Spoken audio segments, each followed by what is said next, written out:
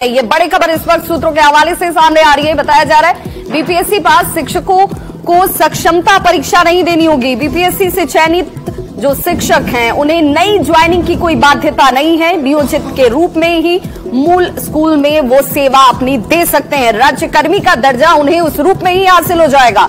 राज्यकर्मी की घोषणा होते ही उन्हें उसका लाभ मिलने लगेगा। बगैर किसी परीक्षा के बीपीएससी चयनित को ये लाभ हासिल होने वाला है। जो सूत्र हमारी जानकारी दे रहे हैं, मूल स्कूल में ही वो अपनी सेवा बरकरार रखेंगे। बाकी नियोजित शिक्षकों को हालांकि सक्षमता परीक्षा देनी होगी, ये बाध्यता उनके लिए जरूर है। लेकिन जिन शिक्षकों ने बीपीएससी की परीक्षा पहले ही उत्तीर्ण की हुई है, जो उसमें सफल रहे हैं, उनके लिए ये बाध्यता नहीं है। उन्हें नई ज्वाइनिंग करने की कोई जरूरत नहीं है। हमारे सहयोगी रजनीश इस वक्त हमारे साथ ज्यादा जानकारी के साथ फोन लाइन पर पटना से जुड़ गए। रजनीश, बीपीएससी के वो तमाम शिक्षक जिन्होंने उस परीक्षा को उत्तीर्ण कर ये सोचा हुआ था कि उनके लिए तो कहीं ये बाध्यता नहीं रख दी जाएगी कि एक बार फिर से आप सक्षमता परीक्षा दीजिए, वो बड़ी खबर उनके लिए खुशखबरी लेकर आई है।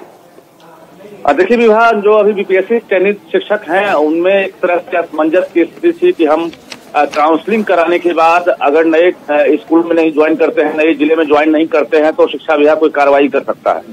लेकिन वैसे शिक्षक जो बीपीएससी से चयनित हो गए हैं उनके लिए कोई ऐसी बाध्यता नहीं है कि आप जो है बीपीएससी कैडर के ही शिक्षक बने।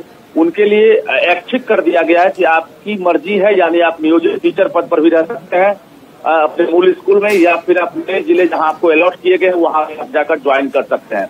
क्योंकि राज्य सरकार की पूरी तैयारी है। जो नियोजित टीचर है अगले महीने जो है फर्स्ट वीक में ही राज्यकर्मी का दर्जा दिया जाए, इसको लेकर पूरी तैयारी कर ली गई है। और उम्मीद यही है कि पहली कैबिनेट में जो अब होगी उसमें अब जो राज्यकर्मी का दर्जा है वो मिल सकता है। तो कुल मिलाकर जो बीपीएससी चयनित शिक्षक है उनके लिए ऑप्शन है कि आप बीपीएससी से ज्वाइन करें या फिर आप नियोजित टीचर के रूप में फिलहाल। लेकिन रजनीश, इसमें समझने